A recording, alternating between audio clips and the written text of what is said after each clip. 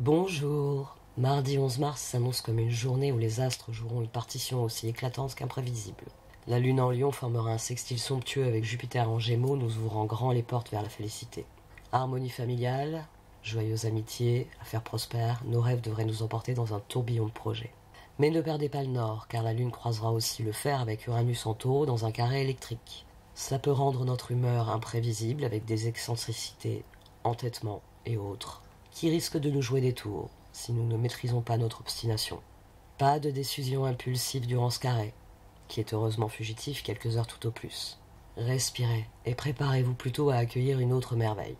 Mercure et Vénus rétrogrades forment une conjonction irrésistible en bélier. Séduction, charisme. Les échanges devraient être un feu d'artifice de cœur et autres bons sentiments.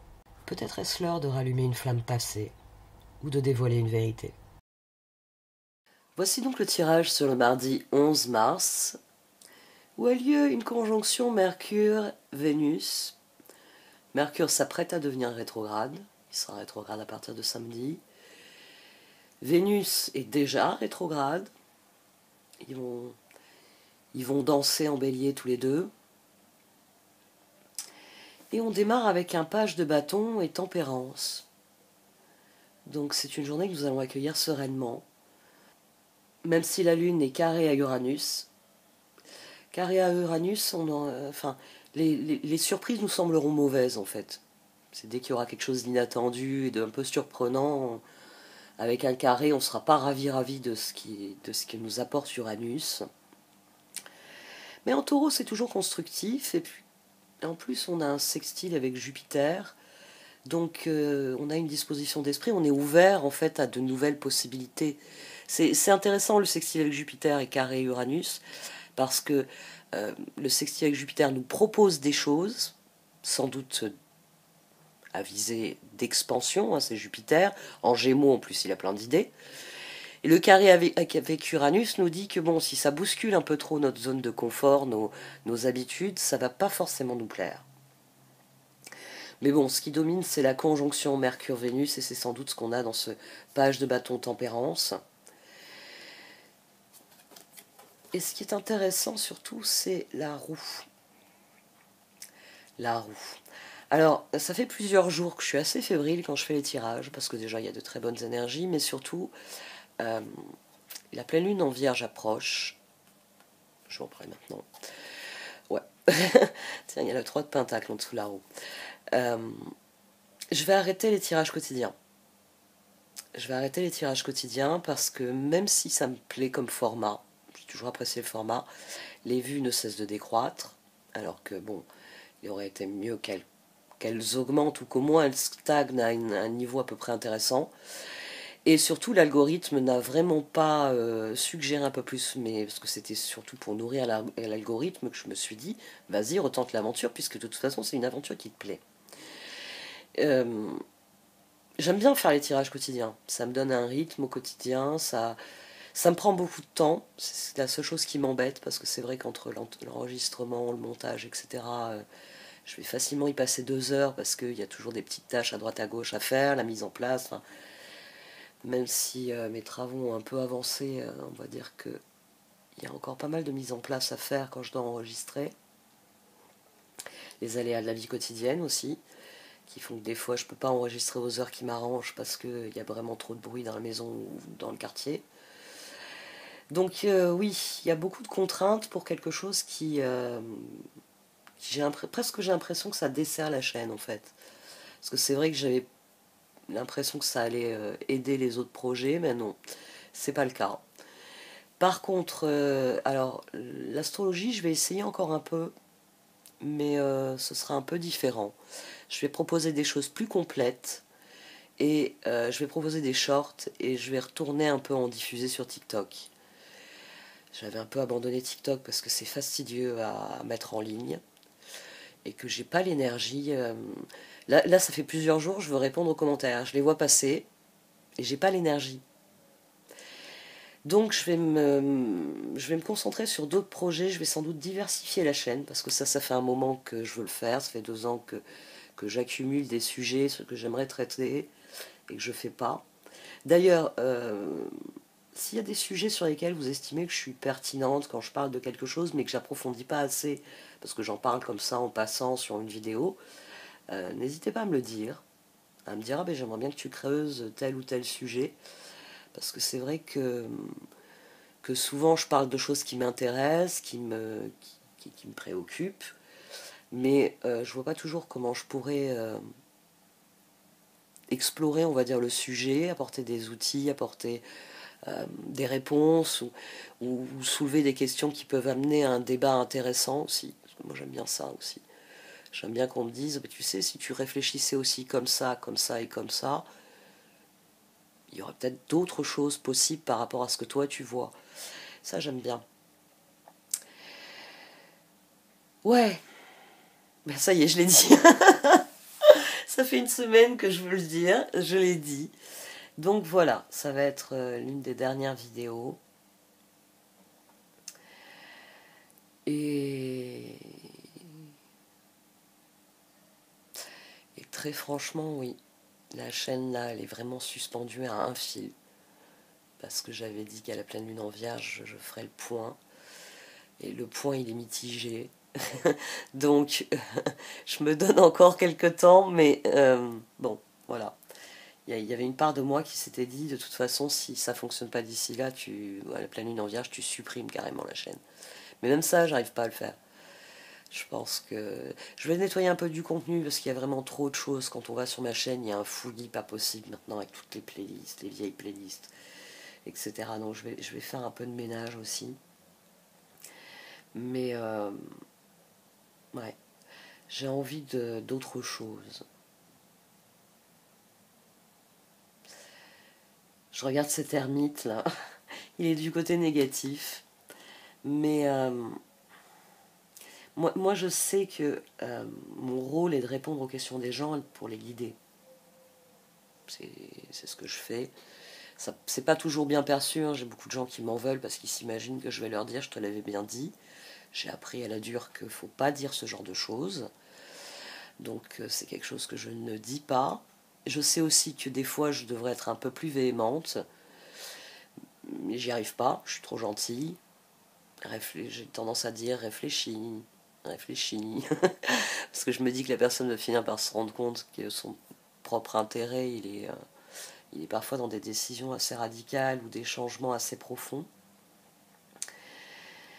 Donc oui, c'est vrai que je continue à percevoir cette chaîne comme une manière de proposer ça, de proposer cette compétence que j'ai, d'écouter quelqu'un et de savoir ce qui est juste et ce qui n'est pas juste dans ce qu'il dit, et de lui permettre de trouver ce qui est juste pour lui. C'est quelque chose que je sais faire, c'est pas mon rôle de vous montrer les choses, mon rôle c'est de vous dire regarde par là. Et c'est vrai que c'est ce qui déphase un peu souvent les gens. C'est que je dis des choses non pas comme des vérités qu'il faut avaler quoi qu'il arrive, non, je leur dis est-ce que tu as bien réfléchi à la portée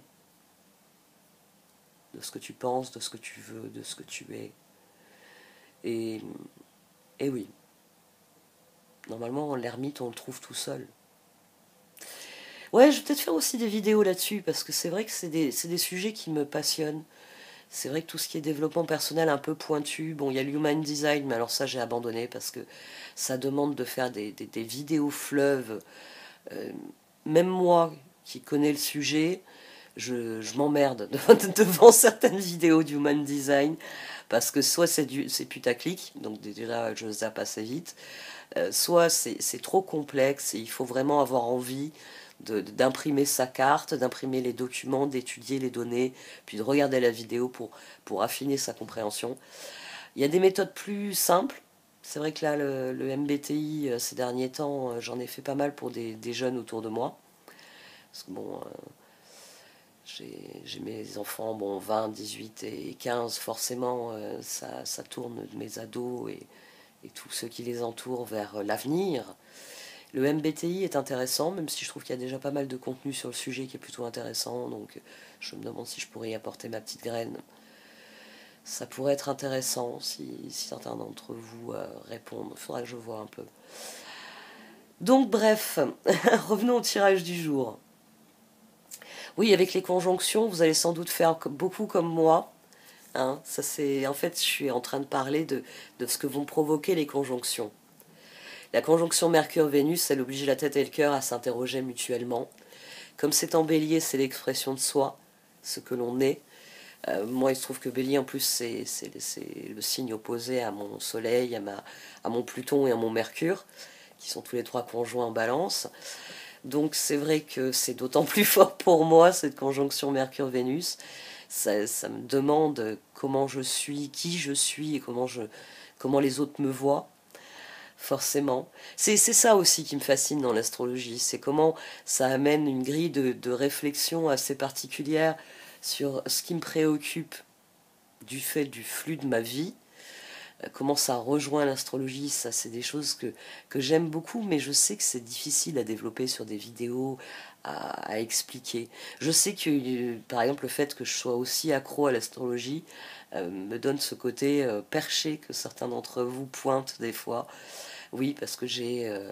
bah tiens, on va en revenir au MBTI, je suis une INFJ, donc j'ai une façon de voir le monde qui est différente de celle des autres. Mais petit scoop, et je pense que ceux d'entre vous qui me suivent depuis longtemps le savent, je vois souvent juste des mois ou des années à l'avance. Les fenêtres d'Overton, je les vois s'ouvrir. Donc c'est vrai que ça participe de mon état mental, de ma construction mentale, de mon rapport au monde. C'est vrai que ça me déprime. Le monde me déprime profondément. C'est quand je vois qu'on a décidé de s'enfoncer, de continuer à creuser, de s'enfoncer dans quelque chose qui est profondément toxique et qui nous rend tous malades, ça me rend moi-même malade. C'est, on va dire que j'ai vu venir la dépression occidentale, donc je me la mange depuis quelques années à cause de ça.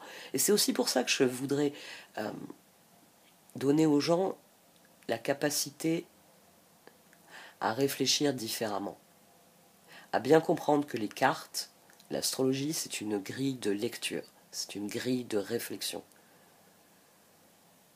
Ça nous interroge sur certains points, et si nous donnons une réponse honnête à ces points-là, nous nous emportons que mieux. Quand l'ermite vient vous interroger sur ce que vous êtes, c'est entre vous et vous. Vous pouvez être honnête avec vous-même. Et de cette honnêteté découlera une plus grande conscience de ce que vous pouvez faire, de ce que vous ne pouvez pas faire, de ce qu'il faut faire et de ce qu'il ne faut pas faire. Et les cartes, c'est simplement ça. Elles viennent vous interroger, elles vous tendent un miroir et elles vous disent « Vous en êtes où ?» sur tel et tel sujet. Et ça, c'est quelque chose que j'ai essayé d'expliquer au fil des années, mais je me rends compte que ça a fait partir les gens qui veulent une réponse miracle, ça c'est sûr. Et peut-être que ceux qui ont trouvé les réponses en m'écoutant, finalement, sont partis parce qu'ils avaient justement trouvé les réponses et qu'ils n'avaient plus besoin de moi. Donc, ça me prouve bien qu'il faut que j'évolue. Bon, on en revient à ce tirage. Ce tirage, il a une mauvaise carte. Il a un 3 d'épée ici. Mais on a le fou dessus.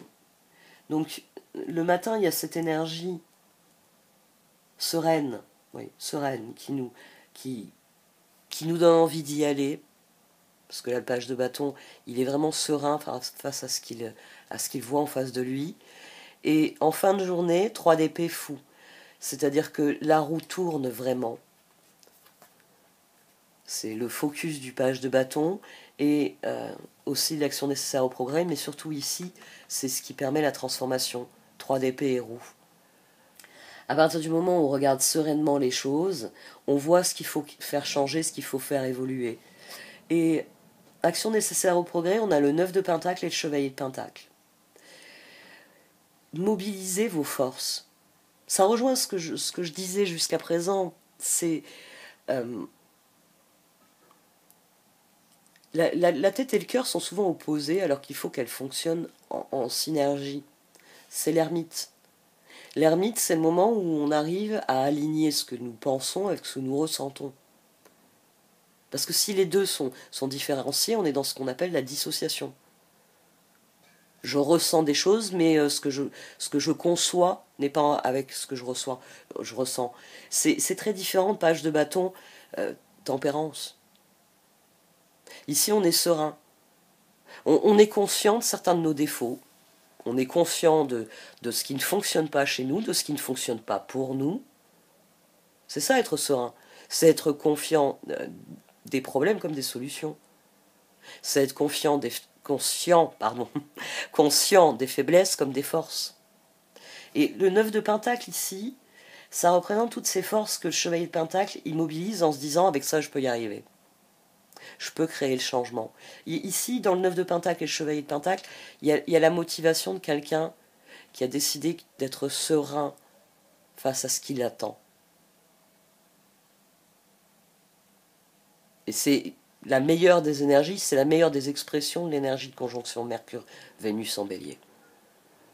C'est une espèce d'acceptation de ce que l'on est, ce qui permet d'accepter ce que l'on crée avec les autres. On a le 4 de bâton ici au dos. On a le roi d'épée, les étoiles et le 3 de coupe. Les étoiles et le 3 de coupe, ça nous fait le 20 du jugement. Le roi d'épée ici décide qu'il va agir en fonction de ses rêves et qu'il va se faire plaisir. Parce qu'il juge que c'est ainsi que ça va bien se passer. C'est ce jugement qui assoit la sérénité et qui donne envie d'aller de l'avant. Qui donne envie de se dire, bon ben ça me réussit pas, ça j'ai beau essayer, j'y arrive pas à le faire. C'est pas grave. 3 d'épée, oui, c'est douloureux, c'est difficile d'admettre cela, mais fou, je passe à autre chose. J'évolue, je progresse. Et c'est d'autant plus intéressant qu'ici on a une position, alors comme toujours, j'ai toujours un peu de mal quand j'ai des très bonnes cartes sur une position négative, c'est comment interpréter un 8 de pentacle, un 9 de pentacle et un ermite de manière négative. Et là la réponse elle se trouve dans le 4 de bâton. Parce que c'est vrai que moi j'ai toujours conçu les tirages comme... c'est d'ailleurs pour ça qu'il y a cette disposition là en V, le V de la victoire. Je conçois les tirages comme un moyen donc de s'interroger sur ce qui fonctionne, sur ce qui ne fonctionne pas, sur ce qu'il faut faire, sur ce qu'il ne faut pas faire, et donc de s'améliorer en permanence. Ça ne veut pas dire devenir parfait, hein, je ne suis absolument pas parfaite, je suis bourrée de défauts, et voilà, c'est comme ça. Mais ici, on a quelqu'un qui s'enferme seul, qui trouve sa sérénité, qui travaille peut-être à un changement personnel, mais qui ne va pas vers les autres. C'est dur d'aller vers les autres. Moi, c'est quelque chose que j'ai beaucoup de mal à faire. J'ai beaucoup de mal à faire, j'ai beaucoup de mal à aller vers les autres. Alors, non, c'est pas très vrai. On en vient toujours, on va dire, au niveau de réflexion. C'est-à-dire que spontanément, je suis quelqu'un d'extrêmement souriant et agréable. Vous me rencontrez dans la rue, vous m'adressez la parole, vous allez avoir une réponse, vous allez avoir quelqu'un qui est disponible. Forcément. Je suis quelqu'un de disponible. Si je ne suis pas, c'est vraiment que j'ai quelque chose à faire et que, bon, il faut que j'y aille. Mais je suis quelqu'un d'extrêmement disponible. Je suis le genre de nana avec qui vous pouvez discuter au café, au commerce du coin, ou même sur un coin de trottoir parce que vous êtes perdu et que voilà, je vais vous expliquer comment y aller. Et si vous me demandez un renseignement complémentaire, je vous en donnerai un. Ça m'arrive hein, souvent. Les gens me demandent la direction, je leur explique comment y aller et je me retrouve à leur expliquer des particularités régionales ou autres. Les touristes aiment beaucoup. Parce que bon, ça les aide. Je suis beaucoup aux arrêts de bus, tout ça, donc c'est vrai que ça les aide à naviguer dans la région, ils apprécient. J'ai déjà eu d'excellentes rencontres comme ça, au coin de la rue avec des touristes. C'est toujours très agréable. Mais aller vers les autres, ici, c'est à un niveau plus personnel, on va dire. Là, on a quelqu'un qui s'enferme dans ce qu'il conçoit lui et qui refuse de collaborer. Et ça, je sais que c'est difficile. C'est très difficile de rentrer dans une dynamique de collaboration, de participation. On est dans une société qui est devenue individualiste, qui est devenue criminelle à plein de niveaux. C'est extrêmement préoccupant. Et donc faire confiance, c'est devenu difficile. Enfin, niveau projet, ça a toujours existé, les projets, mais avant, on arrivait plus ou moins à impulser une dynamique. Je sais qu'il y a des personnes qui sont fâchées contre moi, parce qu'elles me disent j'ai pas de projet. Ouais, bah, je vais vous dire la vérité, c'est que moi j'en ai plein, et puis j'ai pas les moyens de les mettre en œuvre. Donc ça rejoint votre j'ai pas de projet, parce que souvent, les personnes, quand je les interroge sur comment ça t'as pas de projet, elles en ont, mais elles n'ont pas les moyens de les mettre en œuvre. C'est là que ça devient compliqué. Et c'est pour ça qu'on tombe dans ce truc de j'ai pas de projet. Si, la véritable formulation, c'est j'ai des projets, mais je ne sais pas comment les mettre en œuvre. Moi, je suis quelqu'un, par exemple, je me débrouille de mieux en mieux en montage. J'ai fait quelques montages, notamment pour des gens, pour des, on va dire, plus professionnels qu'autre chose et plus étrangers qu'autre chose, d'ailleurs. Mais je ne suis pas quelqu'un qui a des vidéos à monter. Vous l'avez remarqué, je fais des vidéos statiques, j'aime pas me filmer. J'aime pas ça. Je vois pas l'intérêt de voir ma gueule à la caméra. Des fois, quand je vois la gueule des gens, je comprends pas. Je préfère mettre plus des images dynamiques. J'aime bien les vidéos où on a des images d'histoire, on a des images d'archives, on a des images qui montrent ce que l'on explique. Bon, bah, certains de mes projets sont dans des cartons parce que j'ai pas les images pour les illustrer. Mais voilà, quand je dis j'ai des projets, j'ai des projets. Le truc, c'est j'ai pas les moyens de les mettre en œuvre. Là, on a un tirage qui nous dit de mobiliser les moyens dont on dispose et de faire avec. 9 de Pentacle, Chevalier de Pentacle, fondamentalement, c'est ça. C'est 3 d'épée. Il y a des choses auxquelles on doit renoncer parce que voilà, c'est pas faisable. Moi, je sais que tout au long de ma vie, j'ai refusé à mon goût pour les voyages. Et je sais pourquoi. C'est parce que je déteste l'endroit où je vis. Je déteste l'endroit où je vis, donc le karma m'oblige à y rester. À chaque fois que j'ai essayé de quitter la région, il y a eu une série de catastrophes dans ma vie qui ont fait que j'ai été obligé de rester dans la région. C'est assez utopique de se dire que ce que je veux par-dessus tout, quitter cette région. Même ces dernières années, j'en suis même à vouloir quitter mon pays, alors que je pense que je vous ai bien montré que je suis plutôt souverainiste jusqu'au bout des ongles, attaché à mon histoire, attaché à notre histoire. Mais voilà, le karma a décidé que je devais rester ici. Et je crois que c'est la chose qui me rend le plus malheureuse au monde, en fait. C'est ce qui me pose le plus de problèmes dans ma vie. C'est d'être obligé de rester dans un endroit que je déteste. Et en plus, objectivement, puisqu'il y a objectivité, euh, c'est une des plus belles régions au monde. La Côte d'Azur, j'ai grandi à Turbie au-dessus de Monaco.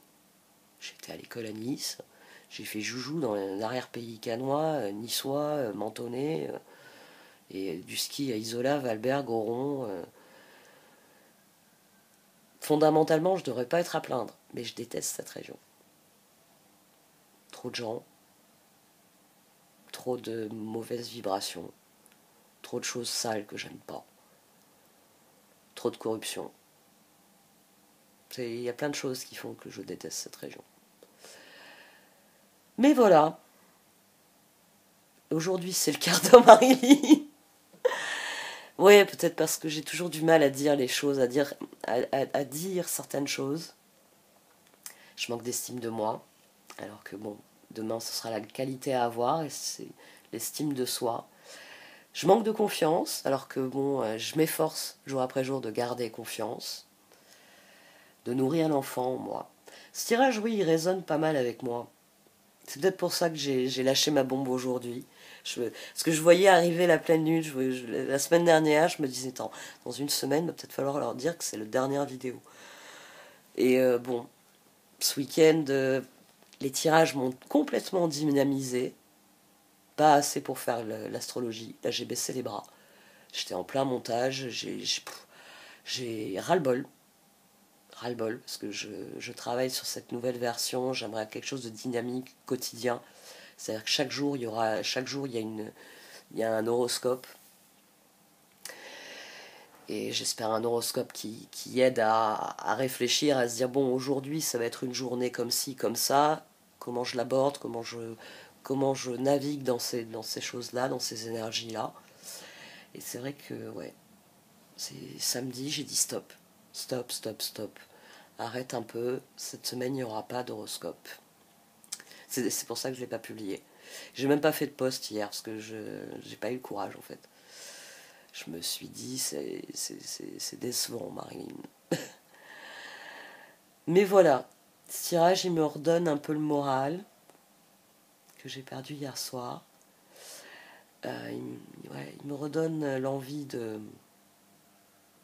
d'aller de l'avant, de garder confiance. Parce que ce 3 d'épée, il nous dit bien que, bah, comme toujours, hein, il y a toujours quelque chose de difficile ou de douloureux. Mais toutes les autres cartes, elles nous disent que c'est sur l'essentiel, sur ce qu'il y a de meilleur qu'il faut se concentrer. Et c'est ce que je m'efforce de faire, en toute objectivité. Et bon, bah, je vais lire les cartes qui restent, et puis je suis sûre que vous êtes déjà en train de marquer des commentaires, en fait. Cette fois, je m'efforçais de répondre. Je vais m'efforcer d'avoir l'énergie pour ça. Parce que j'aimerais faire une vidéo là-dessus. Expliquer ces fluctuations d'énergie, expliquer que voilà, et surtout que je me rends compte, notamment là, quand je me suis penché un peu sur les MBTI, tous ces petits jeunes, il y a beaucoup plus d'introvertis que ce que je pensais.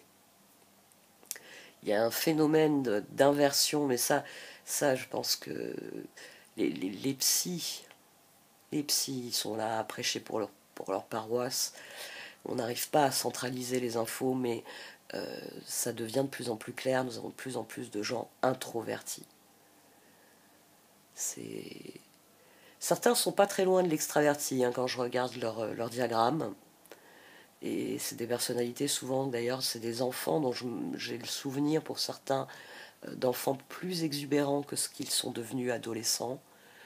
Et ouais, on a une société qui referme les gens sur eux-mêmes.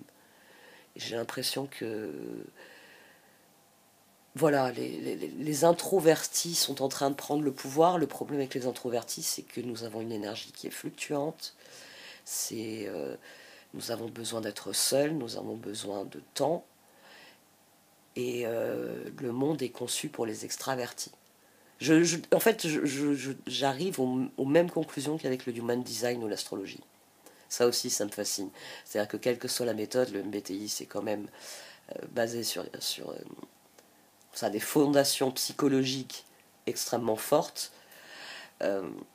mais ça arrive au même résultat que la méthode développée par un illuminé, qu'est le human design. Le monde est conçu pour des générateurs.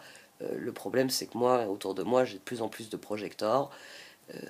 Alors après, je les attire parce que je suis moi-même un projecteur, donc ils se disent, il y a beaucoup d'enfants, enfin je les appelle encore enfants alors que c'est des jeunes adultes qui, quand ils me voient, ils se comportent comme des enfants.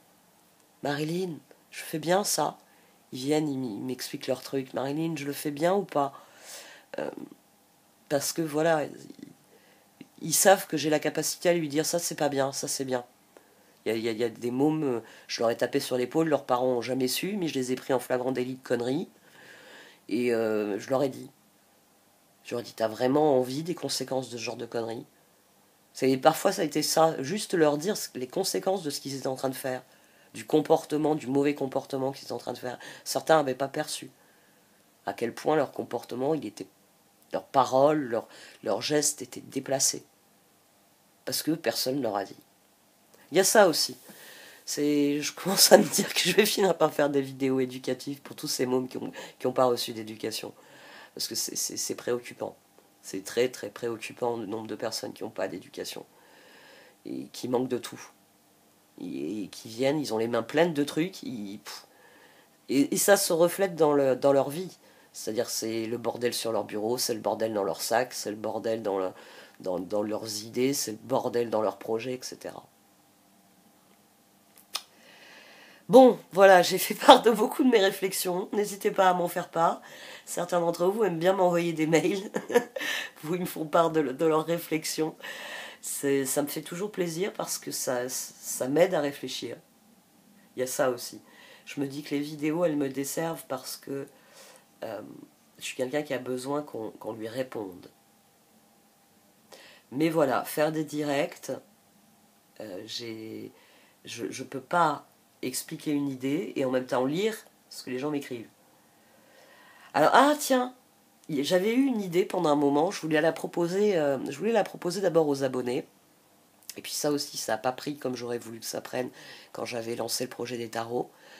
Je m'attendais à plus d'abonnés à ce moment-là, et donc j'avais en réserve pas mal de contenu que je voulais proposer aux abonnés justement plus interactifs. Mais je commence à me demander, oui, si il y en aurait qui seraient intéressés par pas des sessions téléphone, mais des sessions de petits groupes de discussion. Mais à ce moment-là, il me faudrait quelqu'un pour modérer les chats. C'est ça un petit peu le problème, c'est trouver quelqu'un qui soit capable de faire le modérateur de chat et dire ben Marilyn, il y a ta personne qui voudrait tel sujet, etc. Et pouvoir en discuter. Là, en direct, dire... ça aussi, il va falloir que c'est une idée qu'il va falloir que je creuse. Je suis en train de creuser plein d'idées. J'aimerais faire du montage pour d'autres personnes aussi. Parce que j'aime bien faire des montages. Donc s'il y en a parmi vous qui ont des projets de vidéos, proposez-moi, dites-moi ce que vous voudriez faire. Parce que ça pourrait être intéressant aussi, ça. C'est-à-dire que je pourrais proposer sur ma chaîne des personnes qui ont des compétences, qui ont des réflexions intéressantes. Vous vous filmez, puis moi je fais le montage derrière, et on le met sur la chaîne, et on le propose, on le diffuse, et si ça vous intéresse, vous pouvez même monter une chaîne. Ça pourrait être intéressant, quelque chose de plus collaboratif. Bon allez, j'arrête pas aujourd'hui, parce que là je suis partie sur quelque chose encore. Ça fait du bien des fois de vider un peu son sac. Je suis quelqu'un qui le vide jamais en fait, je le vide toute seule. Mais ouais. Je me dis qu'il faudrait que je propose un peu plus les choses. Que je propose plus en disant ça je peux faire, et vous, qu'est-ce que vous voulez que j'en fasse de ces talents-là. Enfants, vous aimez beaucoup les enfants et ils répondent volontiers à votre amour. Tous, même votre enfant intérieur, ont besoin d'amour, d'affection et de sollicitude. Nous pouvons ouvrir votre cœur et faire en sorte de vous donner plus de temps et d'énergie pour ceux qui ont besoin de vous. Gardez confiance. Pour avancer, il n'est pas absolument nécessaire que vous ayez confiance en vous, mais au moins en Dieu, sachant que de toute manière, il agit avec vous et par votre intermédiaire. Faites appel à nous si votre confiance vacille, et nous soutiendrons votre foi et votre courage. Je vais faire un dernier petit point sur les vidéos, sur le contenu vidéo. Enfin, moi, je me suis aperçue d'une chose qui m'énerve prodigieusement, c'est que il y a trop de sollicitations, ça c'est sûr. Je suis la première à être abonnée à des douzaines de chaînes sur lesquelles je ne suis pas allée voir une vidéo depuis longtemps. Mais ce qui commence à me préoccuper et que finalement j'ai nourri, c'est une réflexion qui m'est venue avec le tirage quotidien. Il y a quelques semaines, quand j'ai commencé à voir approcher cette date fatidique de la pleine lune de Vierge, c'est une chose à laquelle j'ai réfléchi durant le mois de février. C'est le fait que nous sommes noyés dans l'immédiat. C'est quelque chose qui est constaté à tout niveau, c'est-à-dire que nous pensons seulement au jour le jour à présent. Et moi, je sais que mes vidéos, elles décalent souvent ce point de vue, parce que moi, je vous parle de l'avenir. Même quand je fais des tirages à des personnes, quand des personnes me demandent de leur faire un tirage, j'ai tendance à ne pas regarder ce qui va se passer le mois prochain, mais à regarder ce qui va se passer d'ici la fin de l'année et dans les années à venir. D'abord parce que les cartes, le temps, elles en ont rien à cirer. C'est-à-dire que les cartes, est-ce que je vais trouver le grand amour, elles vont vous répondre oui. Et quand vous allez demander quand, elles vont vous répondre quand ce sera le bon moment. Et le problème, c'est que le karma fait que le bon moment, ça peut être à 20 ans, à 30 ans, à 50 ans, à 60 ans. Ça peut être 3 mois avant votre mort, 3 mois avant la mort de cette personne. Ça peut être extrêmement dur, hein, parfois. C'est pour ça que des fois il y a des questions, j'aime pas quand certaines personnes viennent avec certaines questions, parce que je me dis c'est pas la bonne question. C'est pas la bonne question. Et souvent c'est les cartes qui valident ce que je suis en train de réfléchir en lisant la question. Quand je me dis cette personne me pose la question, c'est pas la bonne question, les cartes le valident ensuite. Elles se mettent à parler d'autre chose. Elles disent oui, mais avant de trouver le grand amour, le problème, c'est qu'il faut que tu sois au bon endroit, dans la bonne dynamique. Et c'est pour ça que ce sera possible qu'à 50 ans. Et c'est pour ça que ce sera possible qu'à 30 ans. C'est pour ça que ce sera possible qu'à certains moments. C'est ce que je vous explique souvent en vous disant que vous alliez en Alaska ou que vous alliez en Australie, si vous devez vivre des choses, vous les vivrez. C'est comme ça. Bon, cette fois j'arrête. Merci de m'avoir écouté. Vous pouvez liker, commenter ou partager cette vidéo. Au revoir.